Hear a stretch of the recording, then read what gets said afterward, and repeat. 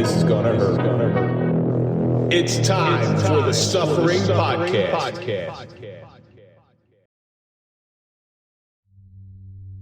On Tuesday, September 11th, 2001, at 8:46 a.m., American Airlines Flight 11 crashed into the North Tower of the World Trade Center in Lower Manhattan. A well-coordinated attack had begun. Shortly after, at 9:03 a.m., United Airlines Flight 175 flew directly into the South Tower, witnessed by thousands.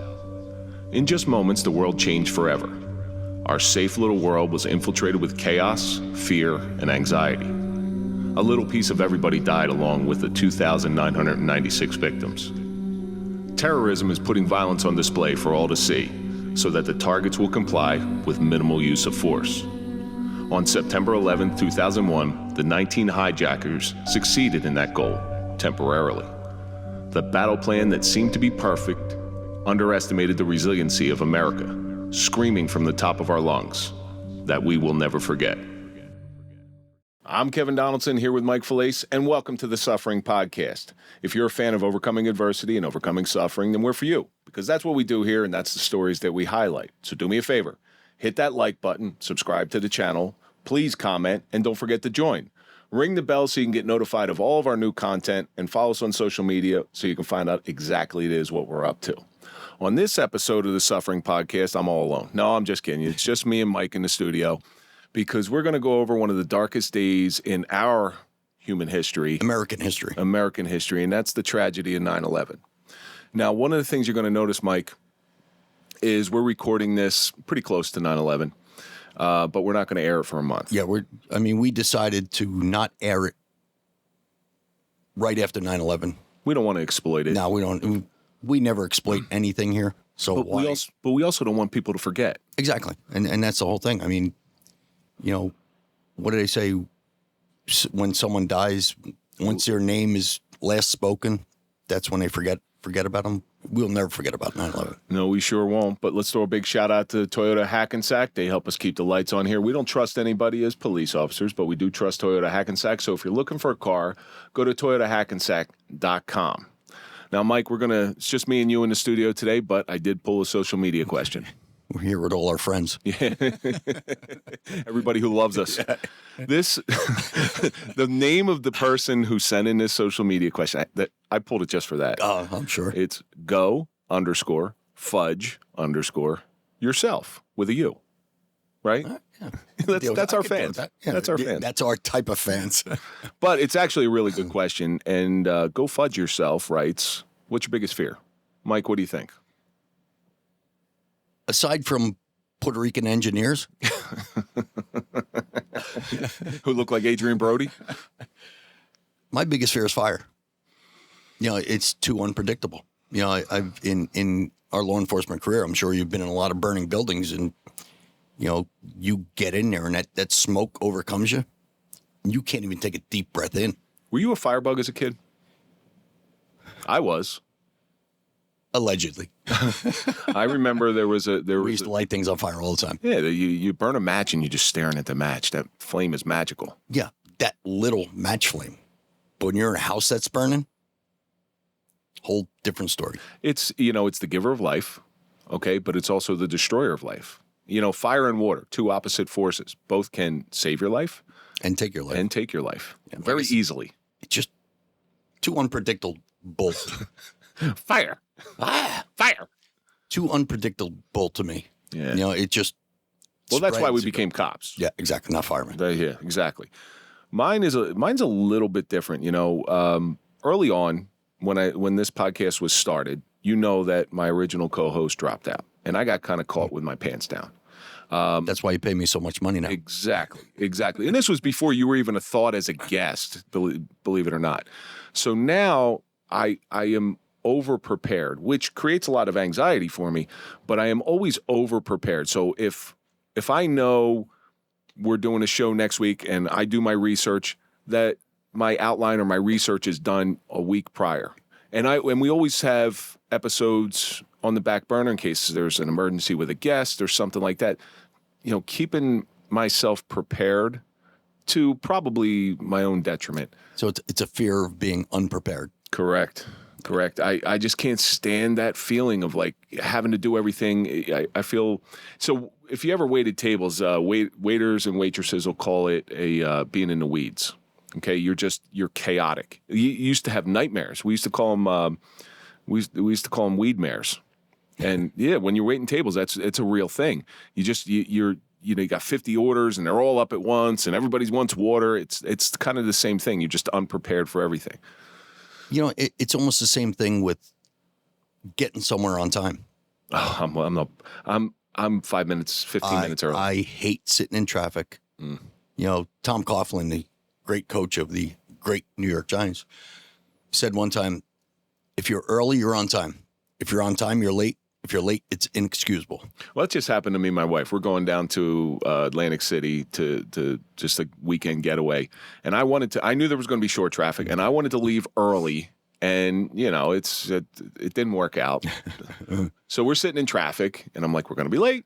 We're going to be late. I told you, you know, and it really, in reality, it's not a big thing. No. It's not a big thing, but I like to be there. You know, I'd rather sit in the parking lot for 15 minutes than fight traffic and say, are we going to be on time? Are we going to be on time? Yeah, you're 100% there. So it's an interesting question. I mean, there's a lot of stuff that I'm still afraid of, but I will say this. It's okay to be afraid of stuff, but true courage is being afraid and doing it anyway. Overcoming your fears. Yeah, so I'm sure you ran into burning buildings, and there are times that without thinking about it. Yeah. You know, just go in and do what you got to do. As long as it's not paralyzing. So go fudge yourself. Thank you so much for sending that one in. Keep sending in your questions. We will try to get them on the air. Fudge yourself from Mars Plains by any chance? Yeah, it's a girl, I think. I do believe it's a girl, and she lives around there. But anyway, you know, so we wrestled with this particular episode. We could have filled this slot with a guest, but we wanted to pay homage to 9/11.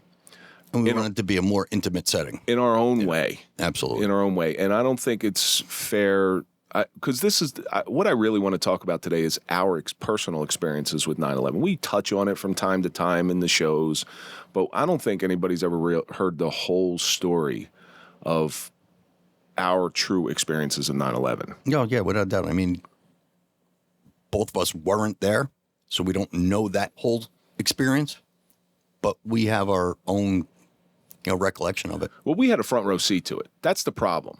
You'll hear people throughout history, and there's big events. You know, the old timers, the World War II vets, where were they when Pearl Harbor was hit? Where were they when John Kennedy got shot? Right. So that's our parents' generation. Our grandparents' generation is Pearl Harbor and so forth and so on.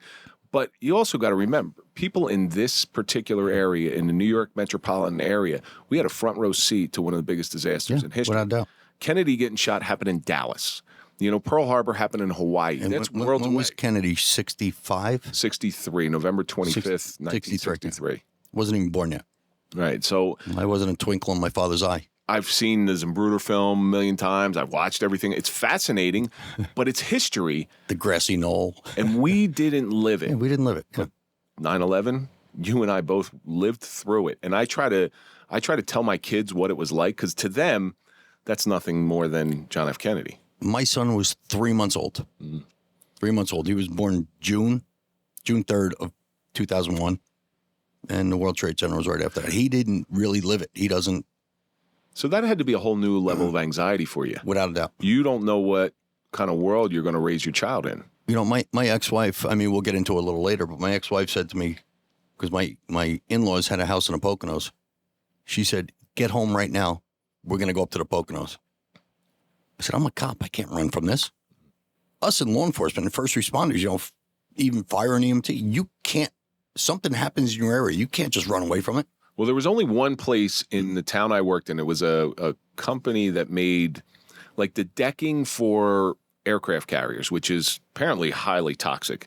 And I was told during FTO, if that place lights on fire, just start heading towards Pennsylvania. That's what I was told. Yeah. There's a lot of places, but this is a little different. Yeah. This is war. This show is sponsored by BetterHelp. After my shooting, I was lost. Inside my head was pure chaos, and I really needed help. You know, you find yourself having trouble sleeping. You have trouble concentrating. You have trouble going through the normal daily routines because you don't know what's going on in your head. It turns out one of the best ways to quiet your head is to talk it out. You know, and therapy is a great way to do that. You can clear your mind. You can talk to people who know what's going on, and you can really get all those negative thoughts out of your head. Mike and I both wouldn't be here without therapy. You know, there's a lot of benefits to therapy, too. You get to talk to people who have gone through similar situations that you're going through, and it helps get all of those demons off of your chest. Just fill out a brief questionnaire to get matched with a licensed therapist. And if you want to switch therapists at any time, there's no additional cost. Get a break from your thoughts with BetterHelp. Go to betterhelp.com/suffering and get 10% off your first month. That's betterhelp.com/suffering. Yeah, it's a war in our country. I mean, we're being attacked. So how did your day start off that day? You know, it was a Tuesday morning. You know, what? Beautiful Tuesday morning. Yeah, it was Clear gorgeous. skies, everything. Like today, you know, it's... Which kind of amplified the whole optics of everything because you saw it. I was going to be working the afternoon shift that day, 3 to 11. And I picked up an extra detail we had, just checking trucks into a baler facility, you know, waste disposal and all that. It was in North Arlington, down the Meadows. You could see the New York skyline from where we're at. So they had a TV in there, you know. We used to just sit there and watch TV all day. And I brought my police radio with me. And one of our guys says he's going to be doing traffic on one of our roads that pretty much overlooks the New York skyline. He said, I'm going to be up here doing traffic. He said, I don't know if you heard, a plane hit the World Trade Center. But at that time, a plane hitting the World Trade Center or any building in New York wasn't a cause for alarm. Yeah. I know it sounds bad, but, you know, I've said this on the show before. Corey Lidell, pitcher for the Yankees. Exactly. Crashed into a building. We crashed into a building, and it was, you know, it was a Cessna. It wasn't any big deal. Planes hit those buildings all the time. And that's what people from this area don't understand. Those high rises, they used to get struck all the time. I mean, it's an easy target, too. Yeah. You know, so I'm sitting down. I look over my shoulder, and I could see the World Trade Center on fire. How many years do you have on at this point? I was hired in 96, so it was 2001, so 5 years or so. So you had enough time on to have the wherewithal and knowing what the job is. Yeah, yeah. You knew what was going on. So I turn on the news, and they have coverage of it, and they're talking about, you know, plane hit the World Trade Center. We don't know what's going on yet, and blah blah blah. So I look over, and I'm looking at the World Trade Center, and I could just see the building burning. As I'm looking at it, I actually saw the other plane hit the building. Witnessed this with my own eyes, not on TV, nothing like. I mean, listen, we're 10 miles west of New York City. The World Trade Center was like that. But you could still see, I really didn't see the plane, but I just saw the smoke start coming out the other building. You could see it from where I was, which was Persephone. All right, but that's later in the day. You could see the buildings burning from where I was at that point. Yeah. So, it was, I remember the newscaster on TV said, another plane just hit. We can't confirm that it's terrorists. I said, you don't hit both buildings in one day and not think about it's a terrorist act. That's some really bad luck. Yeah. You know, my day, I was in the police academy at the time. I got hired on June of 2001. Police academy started in August. So we had some time. We had a little bit of time in the police academy. We did our PT. We were supposed to be there 7 o'clock in the morning. We did our PT, showered up and everything. And that was an interesting thing, showering a bunch of Irvington guys. Emasculating. That's a whole other show in itself. But good guys, awesome guys. I love them dearly. We're sitting in class, and the captain of our academy, call him Captain Jack. I remember him very well. He was one of those old time sergeants, wore the nut hugger shorts. You know what I'm talking about? Oh, yeah. And he was still in his PT gear. He used to run with us. I mean, listen, the guy was in shape, but you know, high socks with the stripe. This is 2001. The 3 stripes on the top of the Yeah, 3 stripes, nut huggers. We used to call them grapes because you could always see them. And I'm sitting in it was about the 3rd row back. To the right of me is a female transit officer, and he comes in and says, hey, listen, a plane just hit the World Trade Center. Like we just spoke about. Oh, that sucks. Yeah, that's bad. I hope everybody's okay. A little while later, we don't really know what's going on. They continue instruction. About 20 minutes later, another plane just hit the World Trade Center. They're scrambling jets, and you could hear the jets. I was in Cedar Grove, New Jersey. You can hear the jets. So our training class was the old range in the Essex County Police Academy. So it's a brick wall. It's pretty much soundproof except for the doors. I've been to a couple classes up there, so you can hear the jets going across. The fighter jets. It's you're like, holy shit. And I'll never forget it. First of all, the woman next to me, the female officer next to me, her father worked in the World Trade Center, happened to work for Cantor Fitzgerald. So she had more concern than the rest of us. But when that second one, I remember looking over at her and I saw her face, and she was a red-haired girl. Her face went stone white. She goes, oh my God, my dad's in there. I was like, Jesus Christ. And it was chaos. Instruction stopped. Everybody, the captain was kind of, I want each department to call their department to see what they want to do. The department finally recalls us. Put you out on traffic posts and stuff like that? Well, before they recalled us, they're like, there's a blood mobile in town. We know this is going to be bad. Go give blood. All right. So if you want to go if you want to stop, give blood, and then come in. So I stopped and I gave blood, and because I was in uniform, I'm in an academy uniform, and I gave blood just in case. But what color is your academy uniform? It was blue. It was blue. We wore gray with a black tie. Oh God! At least we had patches on, and we had a badge, and we had nothing like that. So it was, we sort of look quasi police, but we had the baseball cap, you know, and ours just screamed recruit. So I finally get to the police department, and as I have to work my way through the traffic, because traffic all of a sudden went, because everybody just jumped out of work. Yeah, they just left work. So I had to go through West Orange. I had to go up Mount Pleasant Avenue, and I was hitting Eagle Rock. And Eagle Rock Reservation, you have a perfect view of the New York skyline. And I'm looking, and I can see it. I can see the towers burning. I can see this giant plume of smoke, and I'm like, oh my God. Because you got to remember, the town I was hired in, one of the questions I asked during the interview, I was like, hey, have you ever lost any officers in a shooting? No. The questions, because this was a job. I wasn't taking this to be a warrior. I was taking this because it was a job.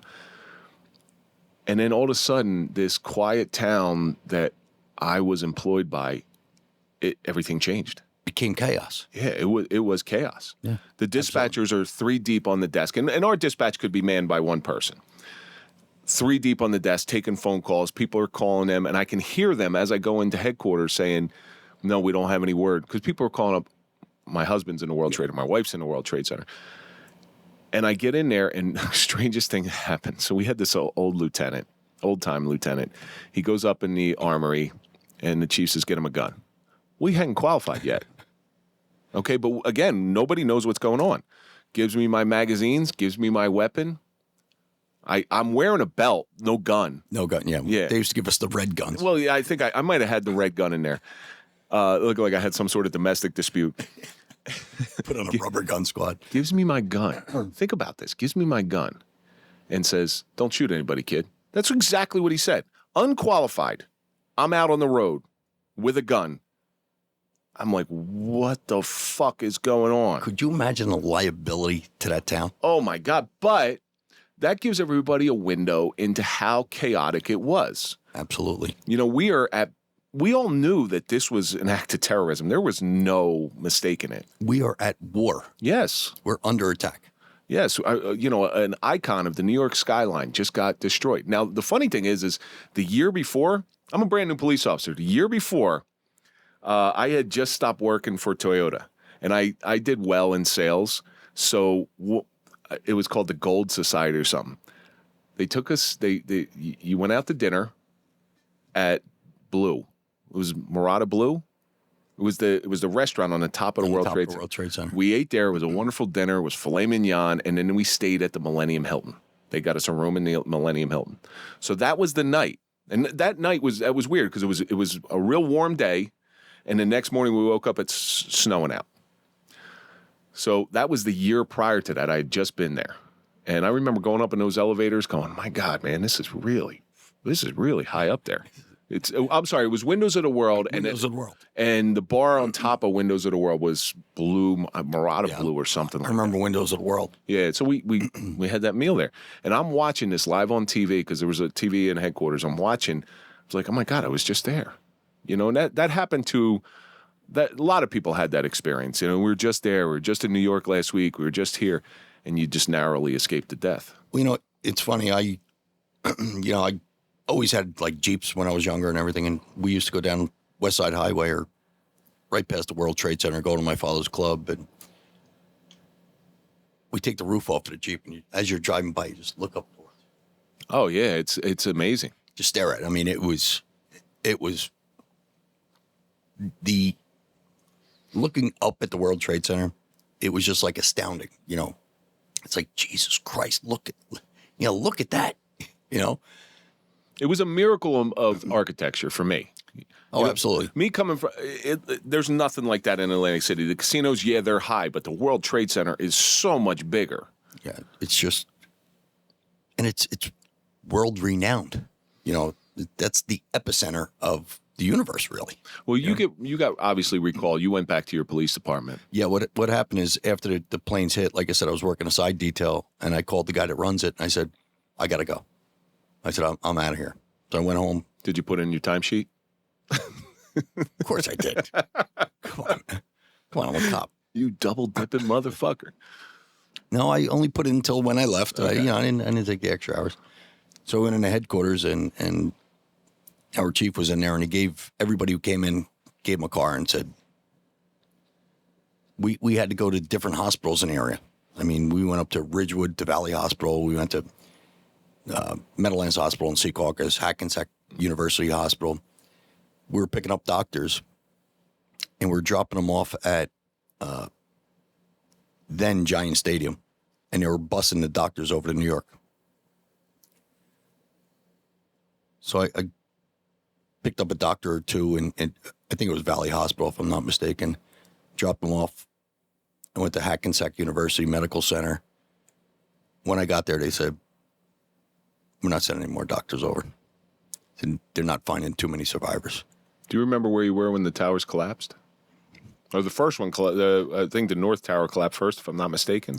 I left the side job, and I was actually going home to get all my stuff to go to work and everything, and that's when it collapsed. I didn't see them actually collapse. Yeah. Because I was en route to work, and so I really didn't see them collapse. But I could tell you that the smoke, like I said, we're 10 miles west of New York City. Smoke came right up. By that night, the smoke was all through our town. Well, you looked at those wildfires that recently happened in New York, and I happened to be in New York during those wildfires. Coming home, going past Giant Stadium, it was like a giant I was in a cloud. Yeah. I was in a cloud, and that's coming from Canada. Yeah, the Canadian wildfires, I mean, that came right down the East Coast. Right, and everything looked like orangish. You're right, but the World Trade Center was very similar as far as you're being in that close proximity. I was 20-some miles away, so I didn't get that experience of it, but you're too close. Yeah.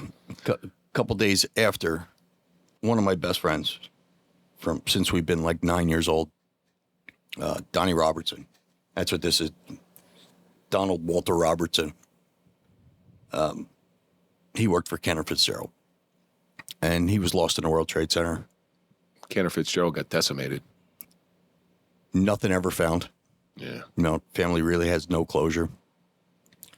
Like I said, he was my best friend from when we were 9 years old. His sister called me and said she was going over there, going to put up posters, and because nobody knew what was going on.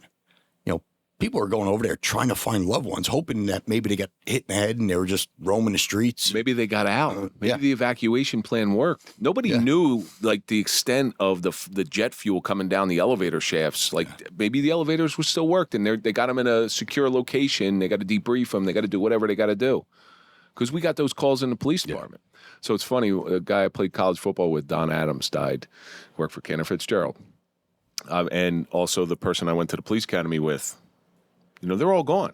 Anybody that worked for Cantor Fitzgerald, and Donnie was a mountain of a man, had a personality twice the size of his stature.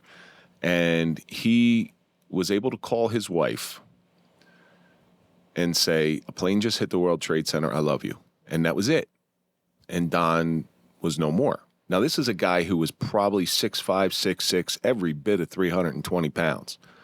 And I'm thinking to myself, God, but it's one of those guys you think nothing could ever take him down. I think they found a finger. They found something to identify him. And every year I sit there and watch the memorial, and I watch the A's, and, there's posts put up on social media from all the people I played ball with. I miss him. And, you remember good stories about the friend that you lost.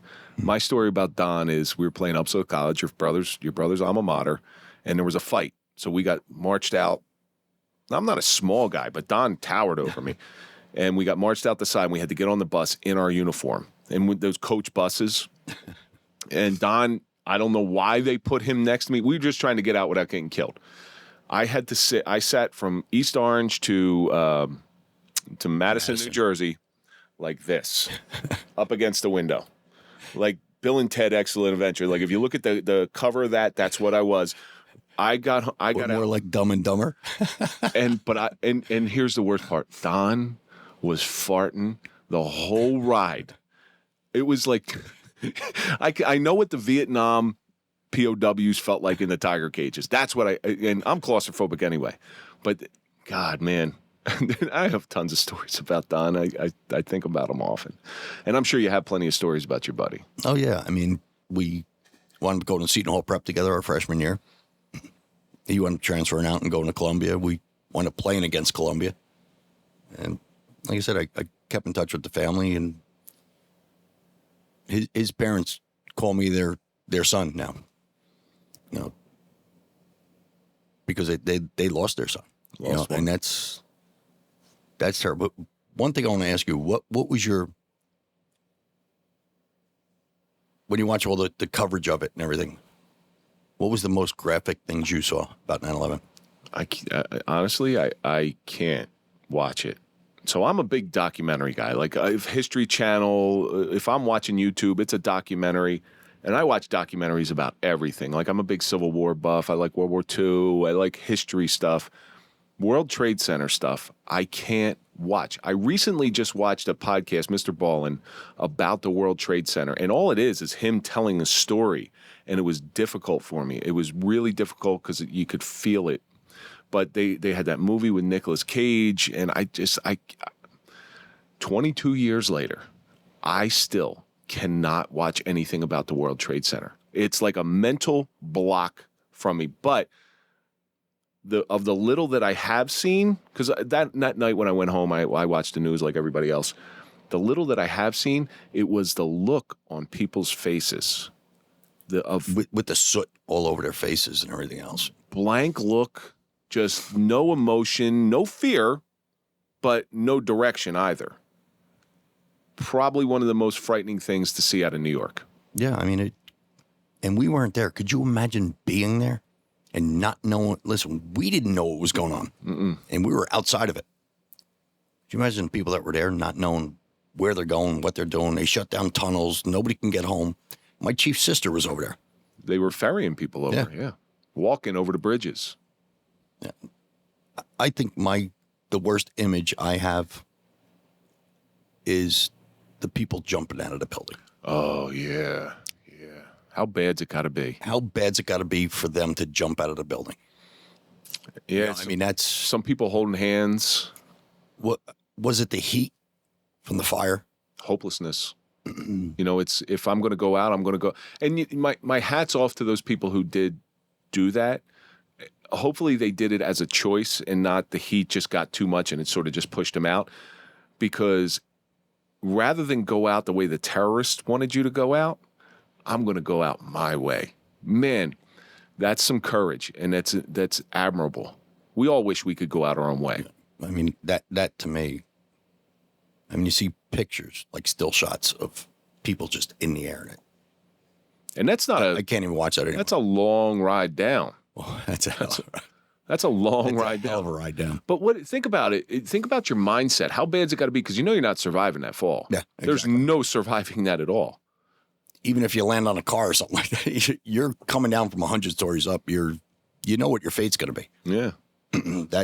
That to me is the most disturbing thing of it. What was their feeling like coming down? Were they screaming? Were they peaceful? Were they, you try to get into their head. I don't know if I want to. Yeah, I don't. There's enough going on in my head. I don't want to.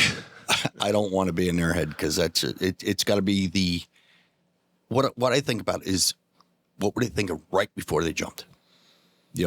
After they jumped, they're like I said, they know their fate. What was the conversation like? Because they were there with other people. Most of them were. What was the conversation like? Because some people just went down. Do you want me to go first? Yeah. I mean,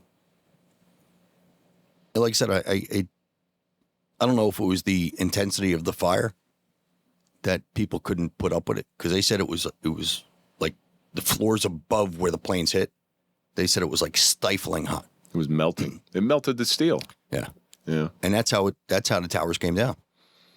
When it was constructed, it was built. I don't want to say in case something like that happened, but the building, if you remember, the building just came straight down. Pancaked, yeah. It didn't lean over. Which was what the terrorists really wanted to do. In 93 with the bombing, people also forget that this 93 bombing with the car bomb, what they were trying to do. Now that I've seen documentaries on, what they tried to do is knock one tower into the other so the other one would fall. Mass casualty. Yeah. But that's what terrorists do. Terrorists, in my opening, I talk about the job of a terrorist, because I spoke to my uncle after 9/11. This was something that really kind of gave me peace. My uncle Duke, I've spoken about him here. He's plenty of times. Prisoner of war, 27 months in Germany. He was around Pearl Harbor. Like, he knew it all. So I spoke with him and I said, Uncle Duke, I don't really know where we go from here. And here's what he said to me. He goes, you can't be afraid. If you're afraid, the terrorists win. They win. Yep, exactly. Because what a terrorist does is they want to give something that's so optically horrifying that it scares you to comply. And that's what they tried to do. They didn't realize that how resilient America was. Yeah. When you went back to the police department, where were you posted? Like I said, after we started going to the hospitals and picking people up, we just went to the easternmost part of town, which is closest to New York, and just monitoring traffic and, making sure people were in bottleneck and because everybody wanted to go see it. We have a street that it's on a cliff, overlooks New York. I mean, beautiful view of it. Horrifying view that day. Horrifying, yeah, that day. But, I always say people come from around the world to see the New York skyline. When I was in college down in Philadelphia, for the 30 minutes I was in college, guys from like Maryland, Pennsylvania, they wanted to come up to my house just so we can go and see the New York skyline. I said it was right in my backyard. We took it for granted. Well, I remember the first time I moved up here from South Jersey. I'd never been to New York. And I'm going into New York going, oh my God, like this is on a level that I've never understood in my life.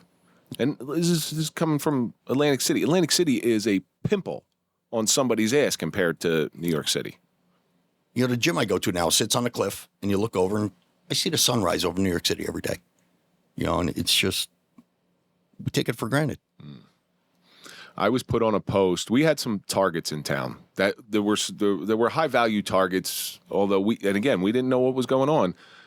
We had ADP, which does the data processing for paychecks. So you take out ADP and you take out a lot of paychecks. You cut off everything financially. So they posted me there. I remember people coming up to me, coming out of ADP.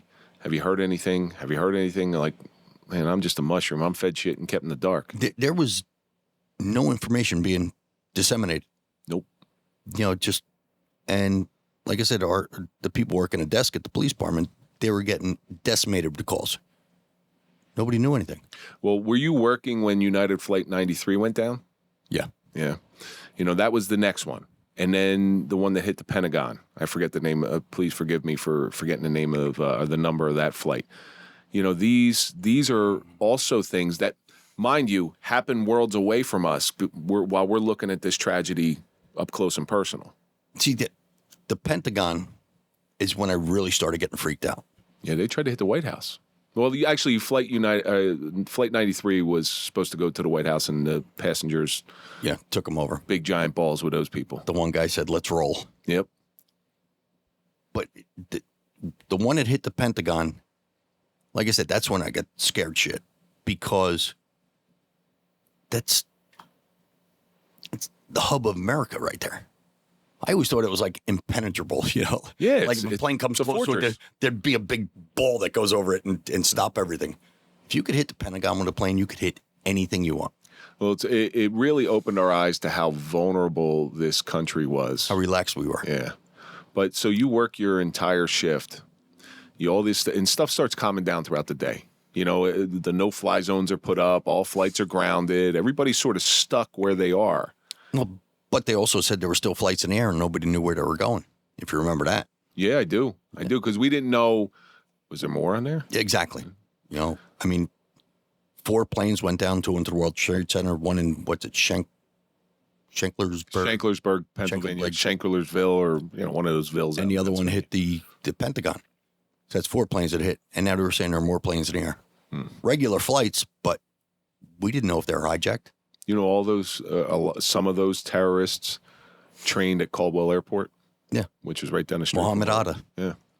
And then here's a sad story, and I always felt bad for this officer. So one of the officers apparently stopped one of the hijackers on the way to Newark Airport, but he didn't have nothing on him. And now this guy's got to live with that for, I don't know the guy's name. I don't know anything about him. The guy's got to live with that for the rest of his life. Yeah, I could have stopped this whole tragedy. Yeah.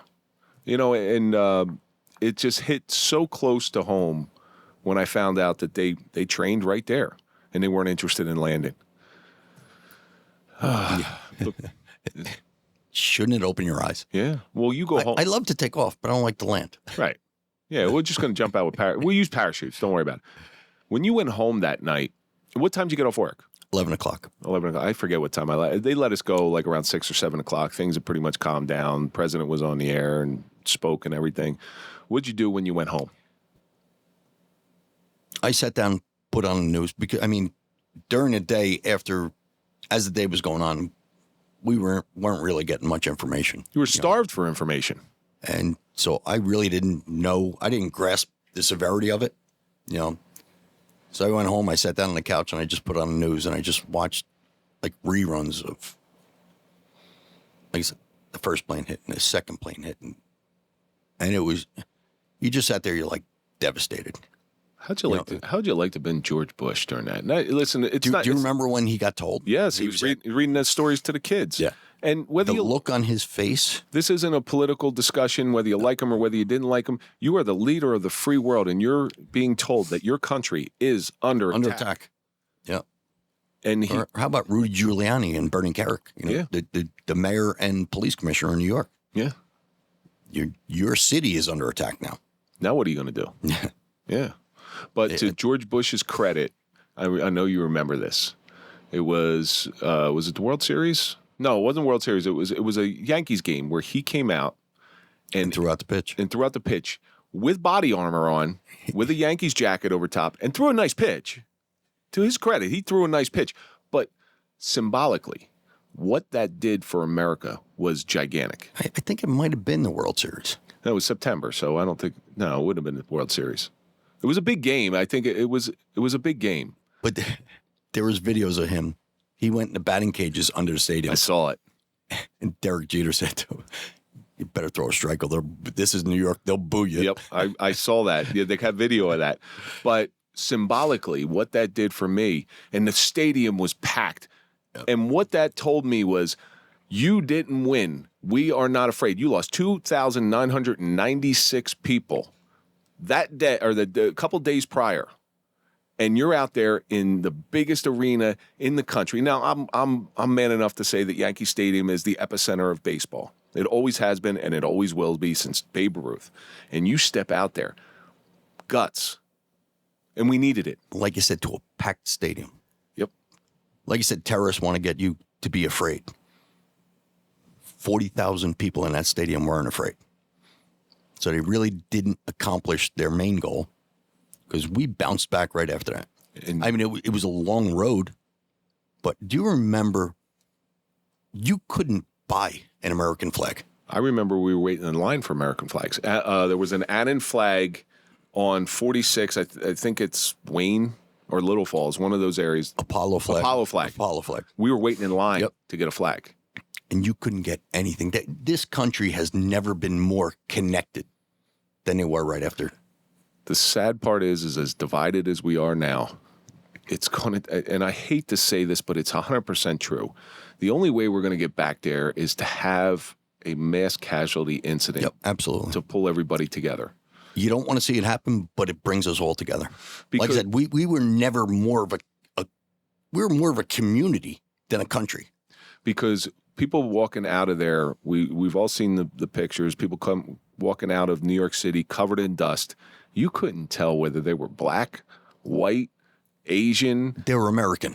Puerto Rican. You couldn't tell any of them. Everybody was an American. For once in their life, everybody was an American.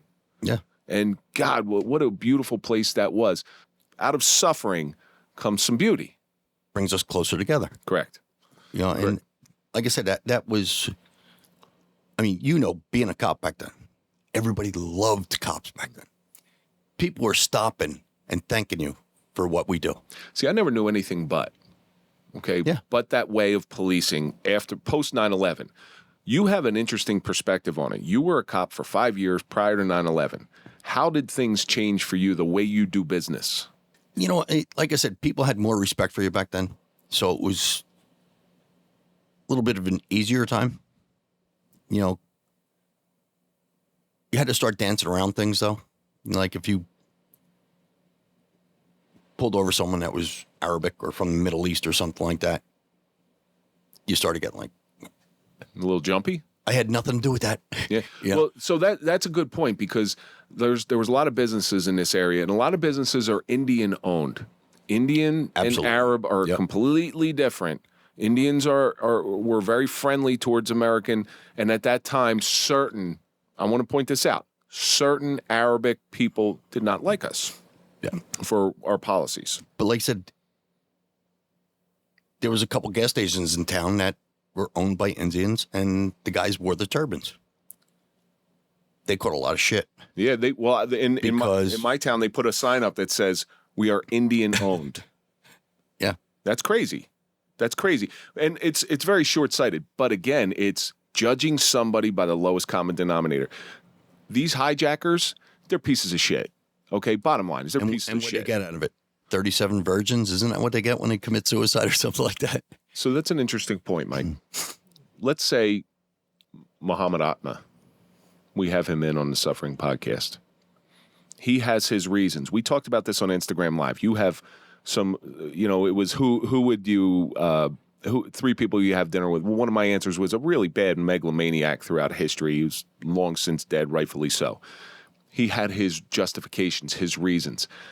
Having Muhammad Atma sit across from us, or one of the other people in there, what do you think is going through their minds? Exactly. I mean, what are you really going to get out of this? You're going to die. You're a suicide bomber. Yeah.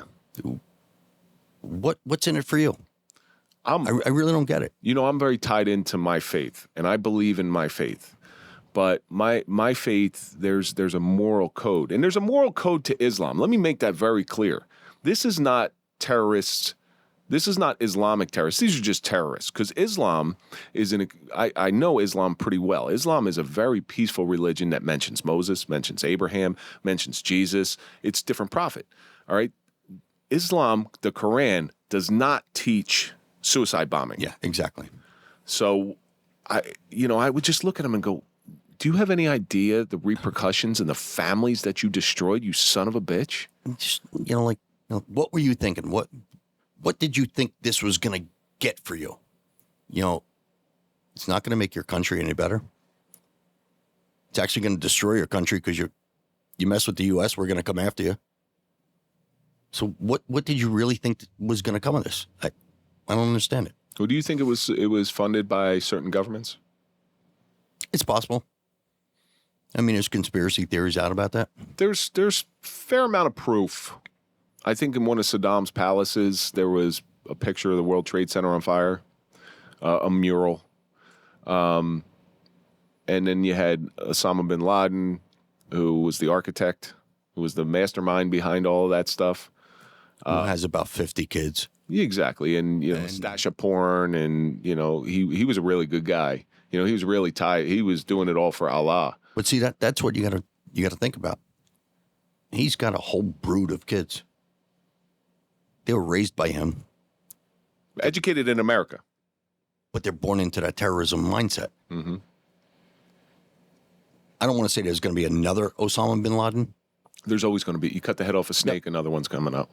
Whether you got ISIS or any of those people. My department sent me to, believe it or not, Anniston, Alabama. Not Jennifer Aniston. It was a weapons of mass destruction class. And they told us terrorists are hard workers, good actors, and they're very patient. He said, who's to say they're not getting a job in every stadium, every football stadium in the country right now? They're good workers. They'll work their way up the chain. They'll start getting more clearance. And they'll say, okay, on such and such date, we're going to release like anthrax in a stadium. We're all dead. It's 16 stadiums on a Sunday? 32 teams, right? 16 stadiums. They don't care if they die. They'll release anthrax, they'll kill 70 to 80,000 people in a pop. Guy said, we can't stop that, but we have to try to prevent it. I'll bet you they got eyes on every one of those kids.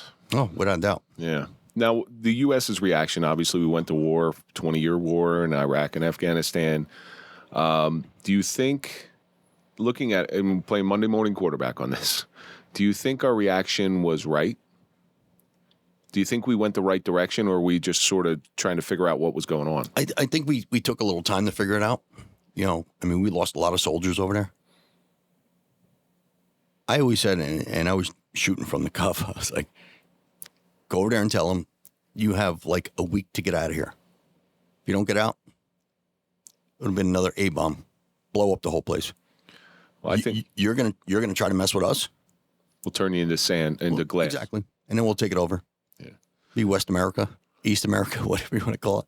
Taking out Saddam Hussein, in my opinion, totally my opinion, was the biggest mistake that America ever made, because they have a different mindset over there. He ruled by fear, but you have to rule by fear over there. And when he left, the power vacuum created ISIS, exactly, and ISIL, Al-Qaeda, to Taliban. And all those things are 10 times worse. It's always better to deal with the devil you know. If you have one ruler, they're going to listen to him. Once he gets killed, they have 30 different people that are radicalized. Yeah, radicalized, and they're going to start their own factions of terrorism. So it's a scary proposition that, it's not if it's going to happen again, it's when. It's when, exactly. It's when. And like I said, that's what they told us down in Alabama. We can't stop it. We have to try to prevent it. It's a scary thing if you think about it. So 22 years is gone since 9/11. What's your perspective on the whole situation now, being so far removed? To be honest with you, it's still fresh in my memory. It's something, like you said, it's a day we'll never forget. It's a life changer. It makes you leery. I don't want to say scared, but it makes unsafe a little bit. A little bit. Yeah, makes you second guess a lot of things. Like, I still think about how we could have tried to prevent it. Like I said, do you think we really could have, though? No, I don't think we could have either. But the plane crashing into the Pentagon. Yeah, that's the epicenter of the United States. was trying to go to 93 was trying to hit the White House. And you can't stop that plane? You know, I always thought there was like guns around the thing where if a plane was coming, you know. 50 cal guns like in World War II? They'd blow up the plane before it hit the building. I mean, that to me, like I said, was scary. If they could hit the Pentagon, they could hit anything they want. I think now we're a little bit better prepared. But 22 years, see, I'm like you. It's something I'm never, ever, ever going to forget. I remember what it feels like that day. I remember what I felt like going back to my department, going into this job where it's totally changed. I remember the anxiety. I remember not being able to sleep that night. I remember just being quiet. Like, do you remember how quiet the atmosphere got? Yeah. Well, you had no planes, right? They wouldn't let planes get off the ground at all. Nobody went to work. Nobody went to work. Everybody stayed home. They were all huddled in their houses.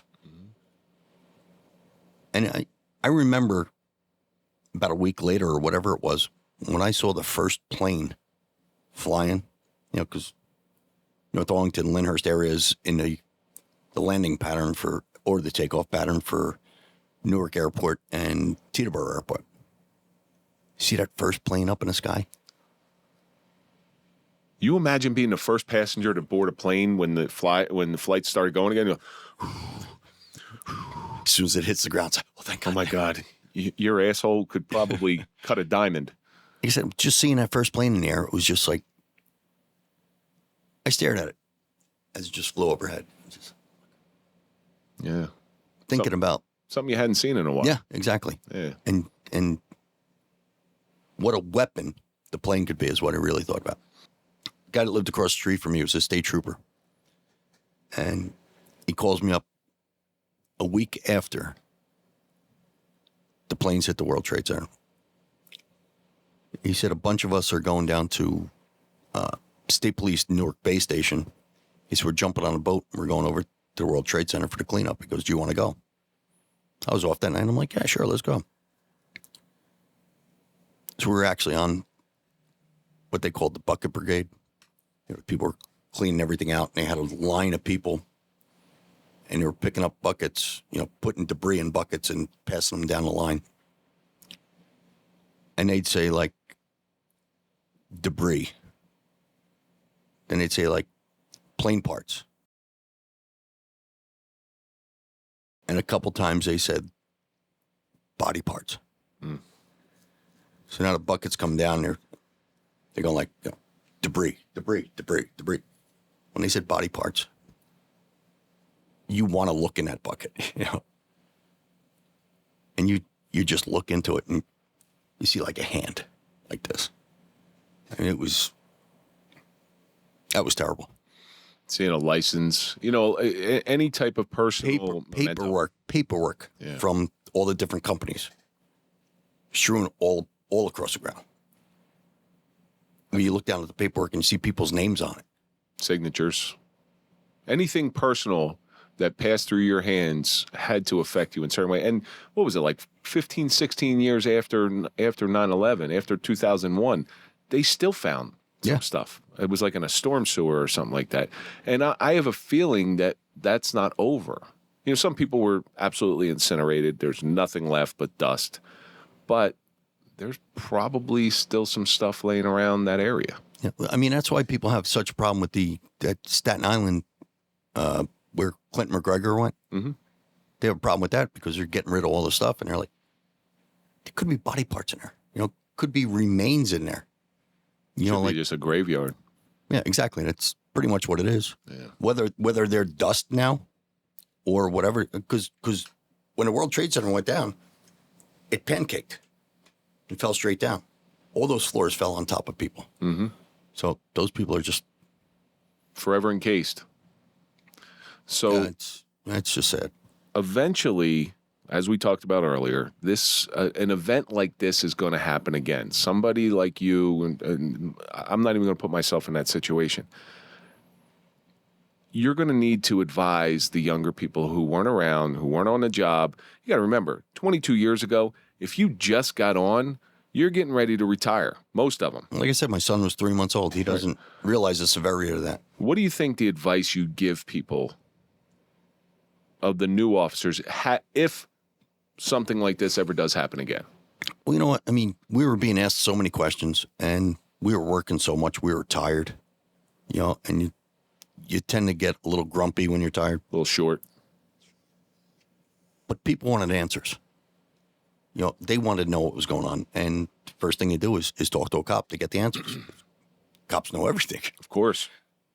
Little did they know, we knew very little. Very little. Yeah, we probably knew less than them because we were working and they were watching the news.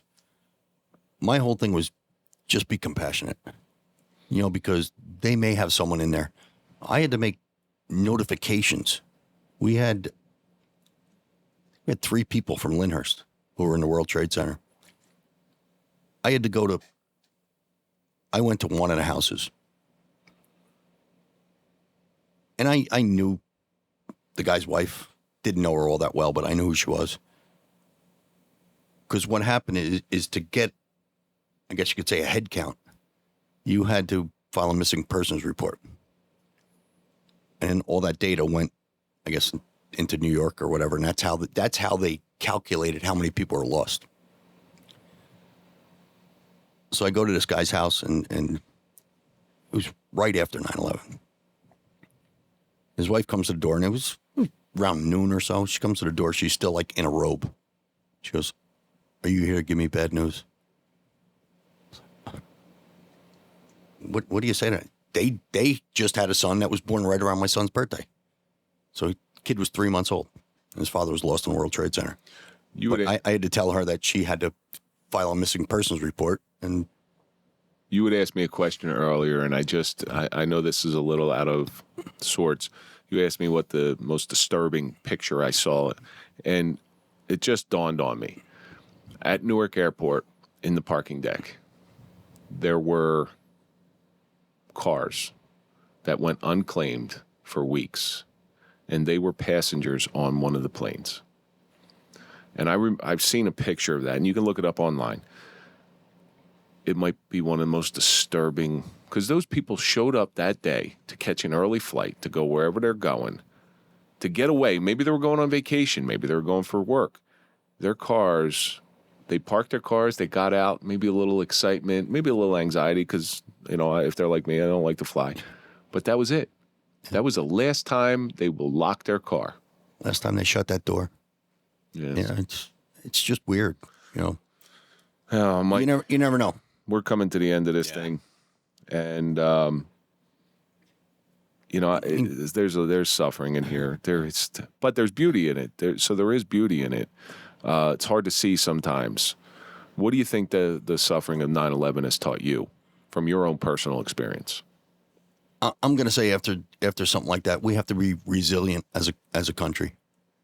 We have to stick together. I don't care, black, white, Asian, Hispanic. We're fucking Americans. We're Americans. Let's stick together. We bleed red. Everybody bleeds red. Yeah. So. Except them damn Klingons, they bleed green. And those Puerto Ricans. All right. What do you think that suffering taught you? I'm going to go back to what I learned from my uncle when I was lost and I was just looking for a little bit of direction from somebody who's been there, somebody who's seen something similar. The only person I could speak to who has seen something similar, another attack on U.S. soil. You can't be afraid. If you're afraid, they win. The terrorists did their job. Exactly. That's going to do it for this episode, Mike. Thank God. It was a little tough. It was a little tough. But, we had to do it. Yes, we had to do it. I mean, it's just, like you said, pay homage to the victims and their families. And get a little bit of our own little personal grief out as well. Absolutely. So that's going to do it for this episode of The Suffering Podcast, The Suffering of 9/11 with Mike and Kevin. And let's think about all the stuff that we've learned. And spam a lot. Front row seats aren't always the best. War is just chaos. Policing is different between rescue and recovery. Terrorism only wins when we're afraid. But most importantly, never, ever, ever forget. That's going to do it for this episode of The Suffering Podcast. Don't forget to follow us on all social media. That's Instagram, Facebook, Twitter, LinkedIn, OnlyFans. Go to popple.com for a digital business card, put in the code TSP20 for a 20% discount, and join our subscription channel on YouTube. And once these episodes here, like the one we're recording, are uploaded, you will have access to all of them earlier than everybody else.